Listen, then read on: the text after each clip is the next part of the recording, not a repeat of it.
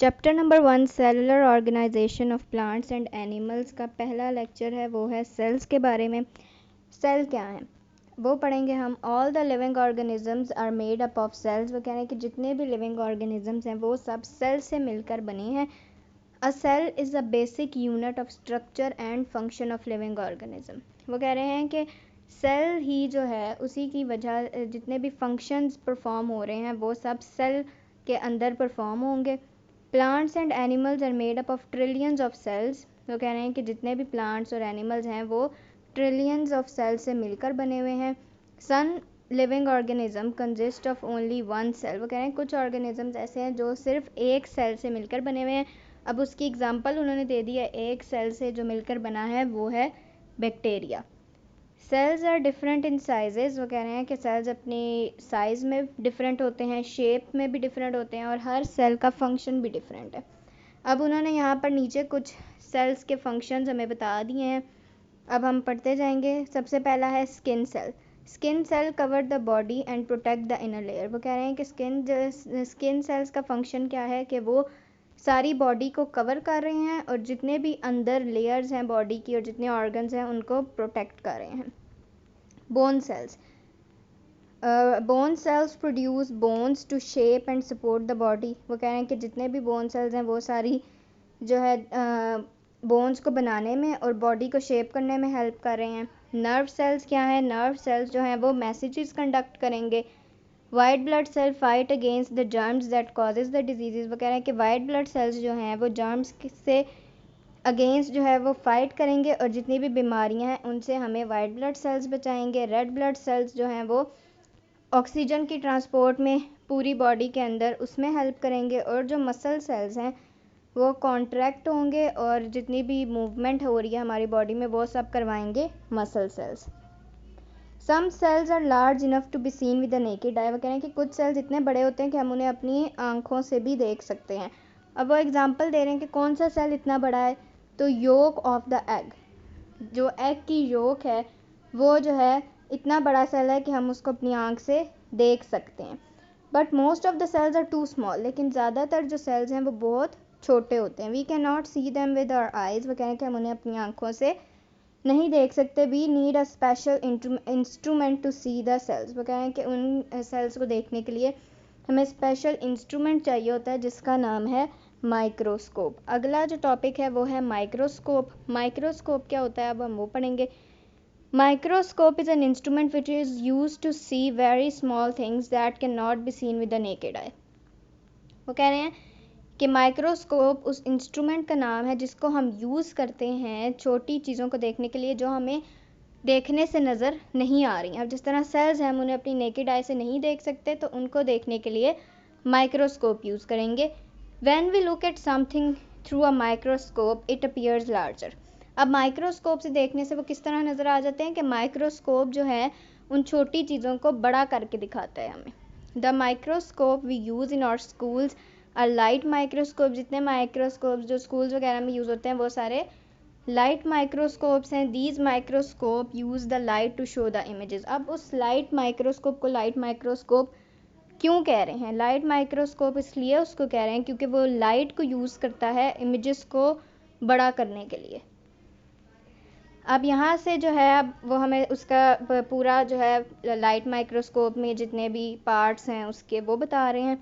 A light microscope has a base, an arm, a tube, a stage and 2 adjustment screws.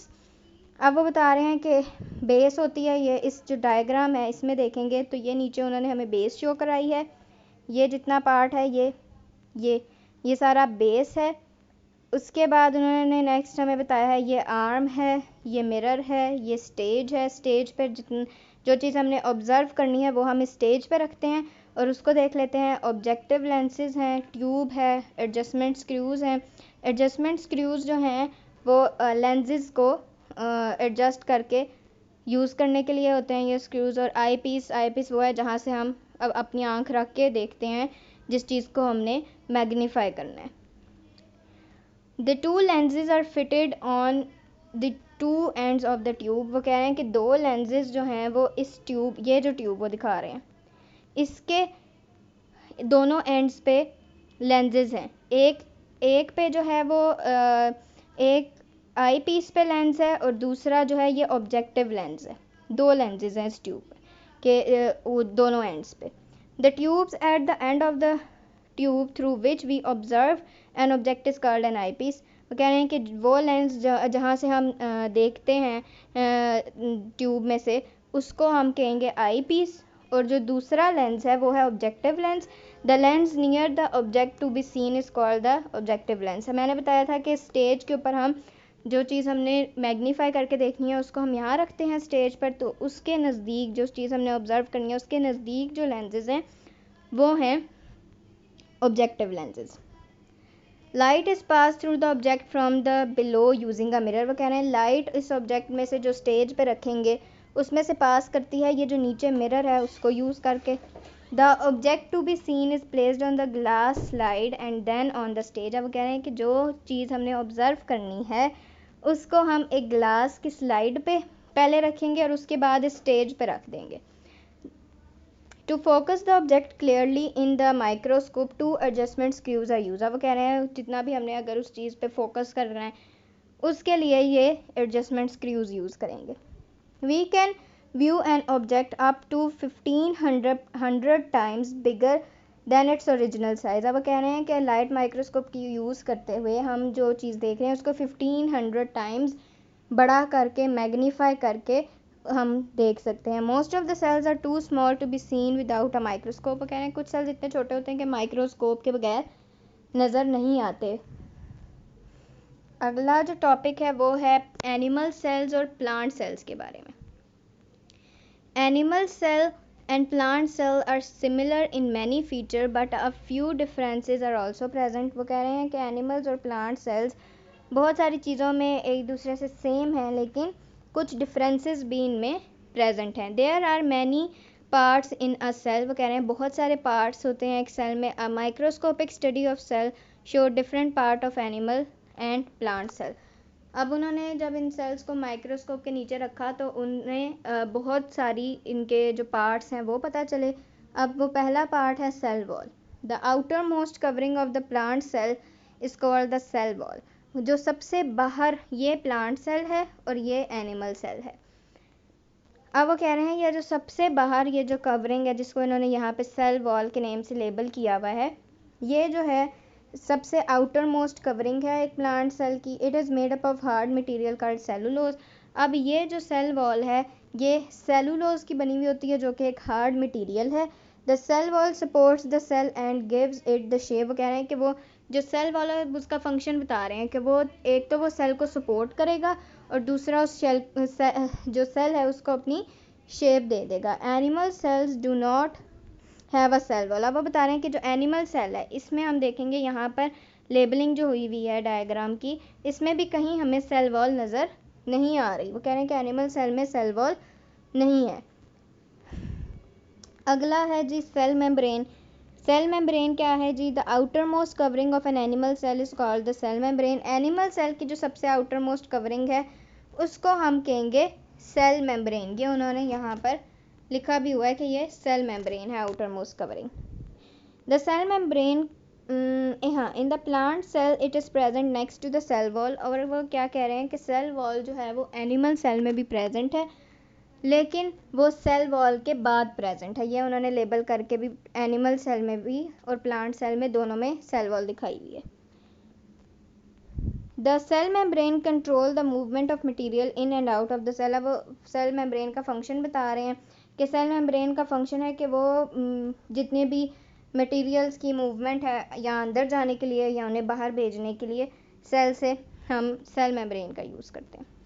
Next part is cytoplasm. Cytoplasm क्या है? Jelly like material inside the cell membrane is called the cytoplasm. अब जितना भी jelly like material जो cell membrane है उसके अंदर present है उसको हम क्या कह रहे हैं? Cytoplasm. It contains water and other chemical substances. वो कह रहे हैं कि इसके अंदर जो जेली लाइक मटीरियल है साइटोप्लाज्म उसके अंदर वाटर होता है और बहुत सारे दूसरे केमिकल्स प्रेजेंट हैं। Many cell organelles are present in it. अब वो कह रहे हैं कि बहुत सारे सेल ऑर्गेनल्स भी इसके अंदर प्रेजेंट है। सेल ऑर्गेनल्स क्या हैं वो ये हमें आगे इस बॉक्स में लिखा हुआ है वो हम पढ़ेंगे। Most of the cell function take place in the cytoplasm. अब कह रहे हैं जितने भी सेल के फंक्शंस होते हैं ज़्यादातर वो साइटोप्लाज्म के अंदर हो रहे होते हैं। अब सेल ऑर्गेनल्स क्या है वो हम पढ़ लेंगे। डिफरेंट इन्होंने यहाँ पर 5 सेल ऑर्गेनल्स हमें बताए हुए हैं, वो पढ़ेंगे। Endoplasmic reticulum, it is a network of channels. The movement of the material in the cell take place through the endoplasmic reticulum। अब वो कह रहे हैं कि ये एक पूरा नेटवर्क है चैनल का एंडोप्लाज्मिक रेटिकुलम।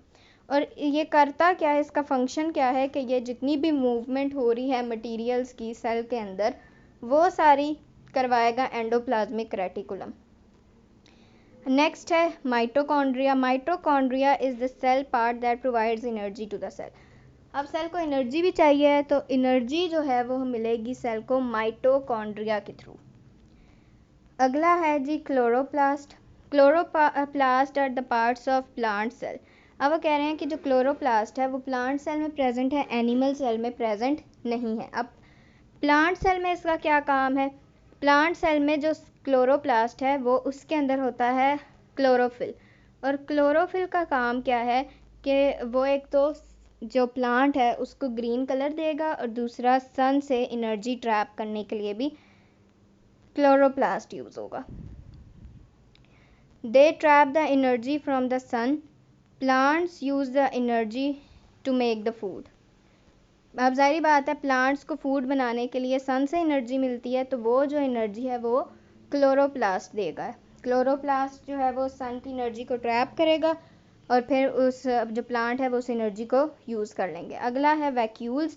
वैक्यूल्स जो हैं वो स्टोर करते हैं वेस्ट मटेरियल को, जिस तरह वाटर को, एयर को और फूड पार्टिकल्स को।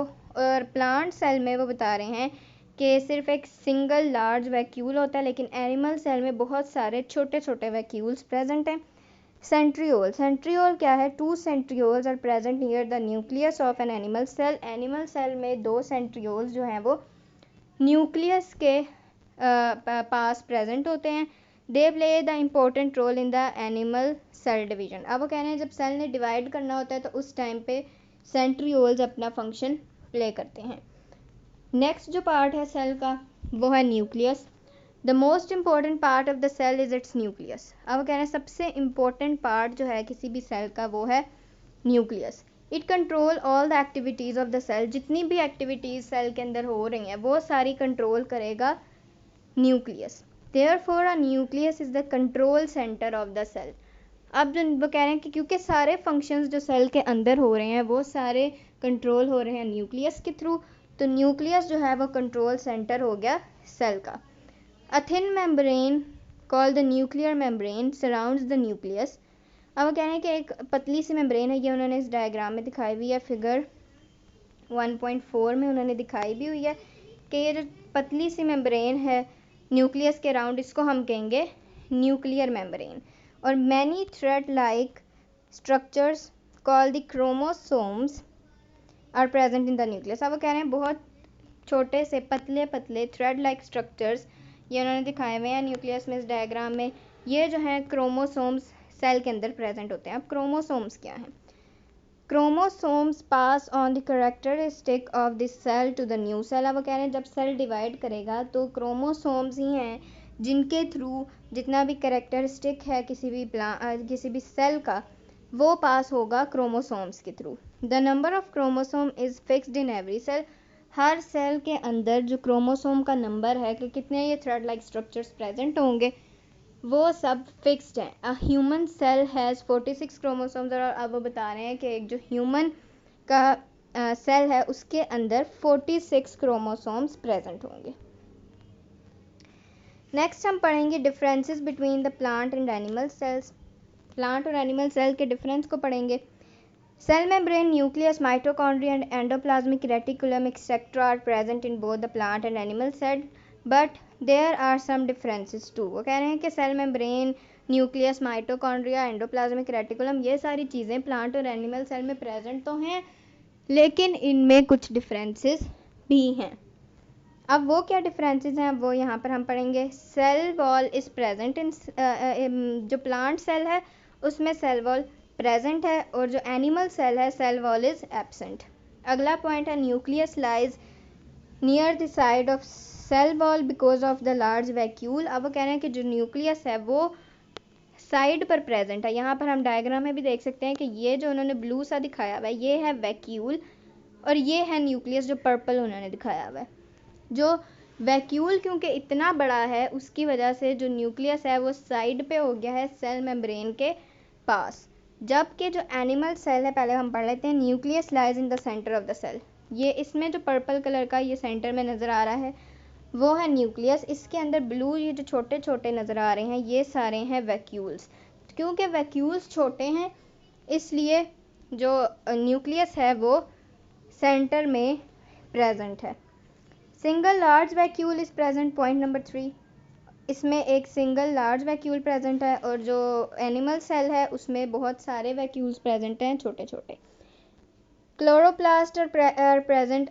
इसमें ये जो ग्रीन कलर के स्ट्रक्चर्स दिखाए हुए हैं ये सारे हैं क्लोरोप्लास्ट। वो प्लांट सेल में तो प्रेजेंट है लेकिन अगर हम एनिमल सेल में देखें तो वो ग्रीन स्ट्रक्चर्स एनिमल सेल में प्रेजेंट नहीं है। Centrioles are absent. अब हम देखेंगे कि इसमें सेंट्रियोल नहीं है प्लांट सेल में, लेकिन एनिमल सेल में सेंट्रियोल प्रेजेंट है। ये जो स्टार शेप्ड है ये है सेंट्रियोल और ये एनिमल सेल में प्रेजेंट है जबकि प्लांट सेल में ये प्रेजेंट नहीं है। अब जो कॉपी पे करने वाला काम है वो देखेंगे। ये जो question number 3 answer the following question in detail. इसका पहला जो पार्ट है describe the parts and functioning of the light microscope. सबसे पहले इसको देखेंगे। इसका आंसर प्रेजेंट है पेज नंबर 5 पे। पेज नंबर 5 पे क्वेश्चन नंबर 1 का आंसर प्रेजेंट है और वो आंसर में हमने पहले क्या करना है, पहले तो सिर्फ ये माइक्रोस्कोप की हमने डेफिनेशन लिखनी है जो कि क्या है। Microscope is an instrument which is use to see very small things that can not be seen with the naked eye. पहले एक ये लाइन लिखी, उसके बाद यहाँ से जो मैंने ब्लू में मार्क करके दिखाया हुआ है यहाँ से स्टार्ट करना है। A light microscope has a base and arm और यहाँ से लेकर ये जहाँ तक एंड किया हुआ है वहाँ तक लिखना है। 2 एडजस्टमेंट स्क्रूज आर प्रेजेंट, यहाँ तक लिख लेना है। पहले लिखनी है माइक्रोस्कोप की डेफिनेशन फर्स्ट लाइन, उसके बाद ये जो मार्क किया हुआ है यहाँ से लेकर यहाँ तक वो लिख लेना है। अब दूसरा क्वेश्चन है describe the structure of animal cell also draw the label diagram. अब एनिमल सेल का जो स्ट्रक्चर है वो प्रेजेंट है पेज नंबर 8 पे। अब जो स्ट्रक्चर में क्या लिखना है, ये जितने पॉइंट्स एनिमल जो प्लांट सेल के दिए हुए हैं वो सारे पॉइंट्स लिख देने हैं हमने प्लांट सेल के स्ट्रक्चर में। ये जो 5 पॉइंट्स है cell wall is present, nucleus वाला, वैक्यूल वाला, क्लोरोप्लास्ट और सेंट्रियोल वाला, ये मार्क भी हुआ है यहाँ से लेकर यहाँ तक। ये हमने लिखना है प्लांट सेल के स्ट्रक्चर में और इसकी जो डायग्राम बनेगी वो है हमारे पास ये प्लांट सेल की डायग्राम प्रेजेंट है पेज नंबर 6 पे। उसके बाद ये जो है लेबल डायग्राम जिस तरह बुक में बनी हुई है इसी तरह कॉपी पे बना लेनी है और उसको अच्छी तरह से लेबलिंग को याद कर लेना है। अब जो थर्ड क्वेश्चन है what write a note on the nucleus of a cell. ये थर्ड क्वेश्चन वो प्रेजेंट है पेज नंबर है इसका हमारे पास पेज नंबर 7। पेज नंबर 7 पे न्यूक्लियस के ऊपर जो नोट लिखना है वो प्रेजेंट है। इसका आंसर भी मार्क हुआ है यहाँ से लेकर the most important part of the cell is the nucleus. यहाँ से लेकर इस पैराग्राफ के एंड तक chromosomes are present in the nucleus, यहाँ तक इसका आंसर है। ये 3 आंसर जो हैं वो कॉपी पर लिख लेने हैं। आज के लिए इतना ही, थैंक यू।